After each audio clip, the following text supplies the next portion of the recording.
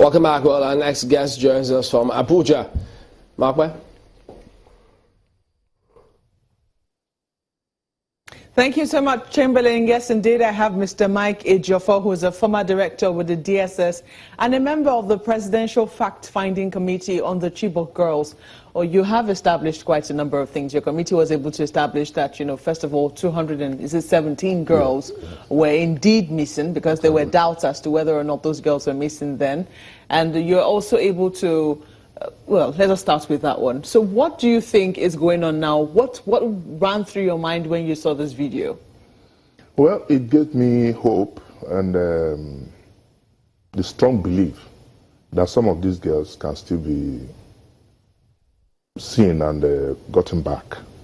The only problem I have now is that government should pursue vigorously. Remember, during the campaign, he made it a campaign issue, and government should do everything, even outside conventional means, to ensure that these girls are released. Some of them who are still alive, because prisoner swap world over has been in the vogue. At least this year, for instance, we've had cases of swaps, like the Houthis and the Yemen. The Americans, US, also did it. But every prisoner swap has its own peculiarities. Our own is quite different because people are being held. They are not forthcoming to say, yes, we're going to release the girl. But with the video, is a bid, is an encouragement now for government to pursue that course and see how the girls can be released. But I have a note of warning on this very issue of negotiations. This is not the first time we have proof of live video being released and or negotiation being initiated or by government or by Boko Haram insurgents. This is not the first time. But I want the government to tread cautiously this time. I want to advise that at least to show commitment and ensure that these people are actually with government, we should be able to get 5 of them released unconditionally.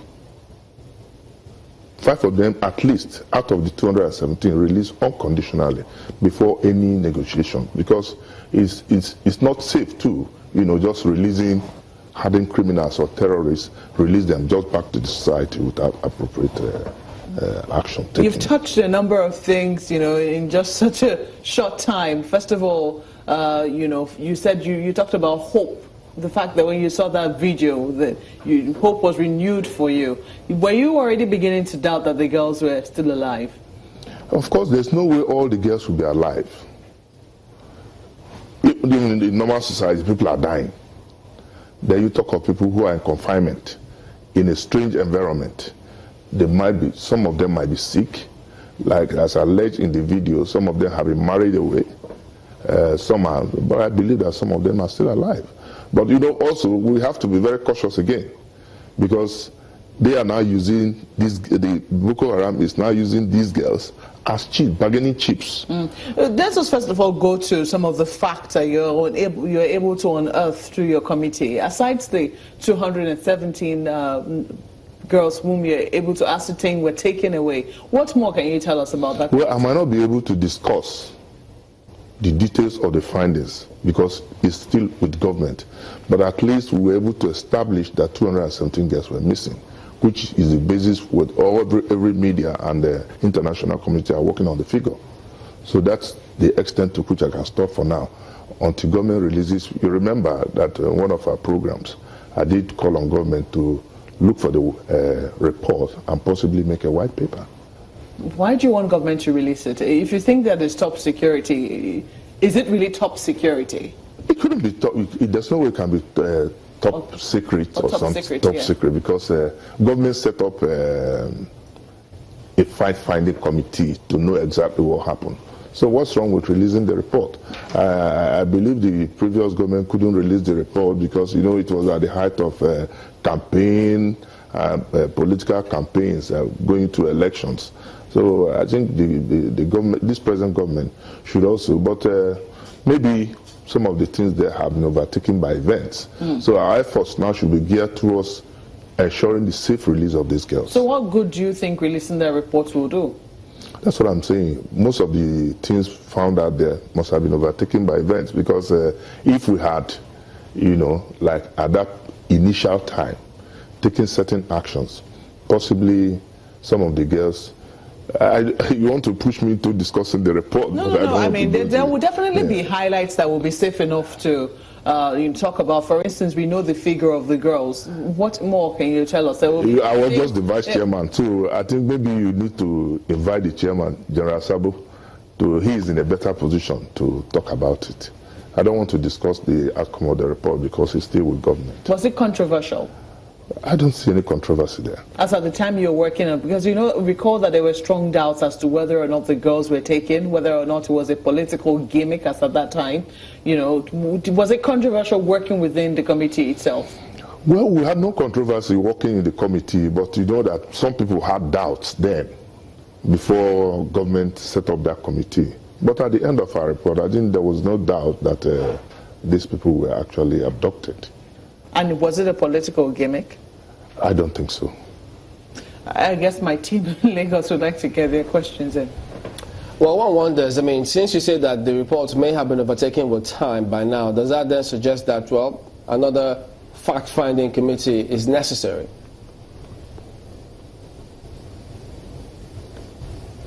Like I said, I don't think it's necessary setting up another fact-finding committee. Our efforts should be geared towards ensuring the safe release of these girls. I think that should be paramount. So how do you suggest you approach it this time? Yeah, like the Chief of Defense Staff said, that it's a political decision. Why they go ahead to fight the Boko Haram, government can take that decision. But like I said, the way forward is that we must be sure we are dealing with credible people who have access to these people, because some people have just formed the habit of fleecing government of funds. To show commitment, Boko Haram should be in a position to release at least 5 of them unconditionally before we start taking any decisions or further negotiations on that matter. Anything outside that, I don't think it's necessary. Are you suggesting a negotiation that might lead to a swap of prisoners, as you say, is a political decision? Of course. Why not? If we can make a success out of it, that there is swap. There have been a series of swaps. Like I said when we started, in Yemen, in June this year, there was a swap between the Houthis and the government forces, about 176 to 76 to 118 or thereabout, So it's a normal practice. Forget what the West will tell you, that the best international practices, we don't negotiate. But behind the scene, they do negotiate. So I don't see anything wrong with government negotiating to ensure the safe release of these girls. Well, what's the guarantee that if that is agreed upon, it will work, since you are not sure of who that the government might be dealing with?